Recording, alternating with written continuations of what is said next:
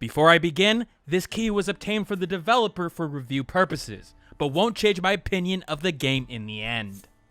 Omensight has recently released for the Nintendo Switch on December 13th, 2018, but it's also available on the PC right now for $19.99.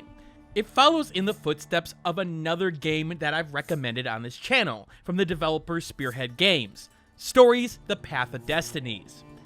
In fact, it follows a similar structure as well in the storytelling format, telling a tale within a Groundhog Day style. You play through 4 different characters' storylines, changing things ever so slightly with information and abilities gotten through other runs and then resetting the day.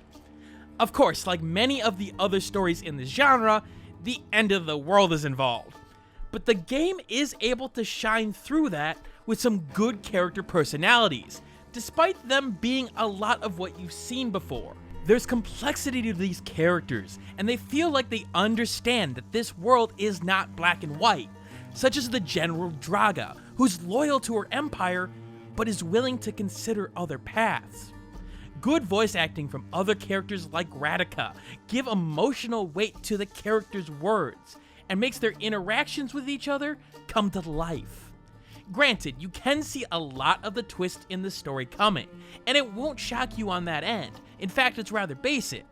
But it's the back and forth between these characters, and what next layer of lies and mystery you find that will keep you moving forward in the game. I will admit that this format, however, doesn't necessarily do as well as Stories: The Path of Destinies for one reason: your role as the Harbinger, aka the protagonist.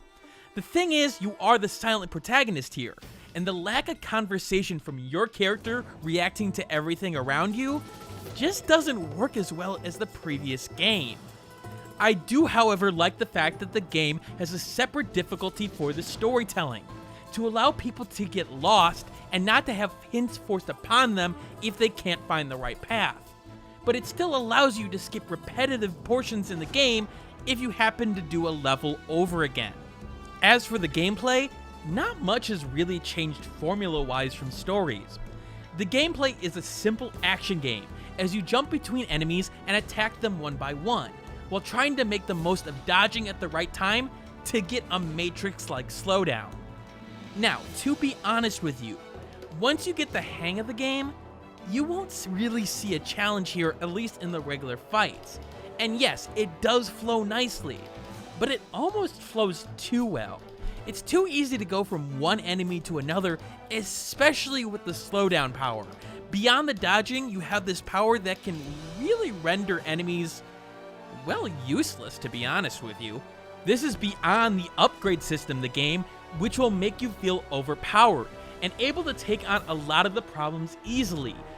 And even if you don't necessarily do well in those portions, the game does have pretty frequent checkpoints.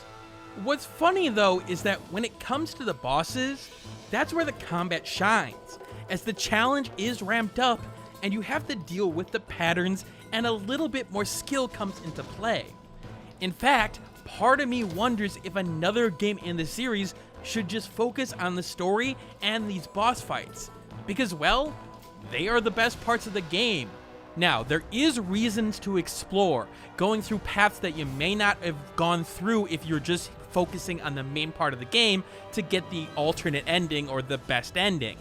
But to be honest with you, it drags a tiny bit, especially when you don't really have a good way of knowing exactly where these spots are at times. In the end, Omensight parallels Stories in a lot of ways, presenting an interesting story and a reasonable replay mechanic, but not really innovating in all of the gameplay department for the most part. It's another solid purchase for those story lovers out there, but comes in at a 78 out of 100, making it a buy for those who love the story-like genre, but others may want to wait for a sale.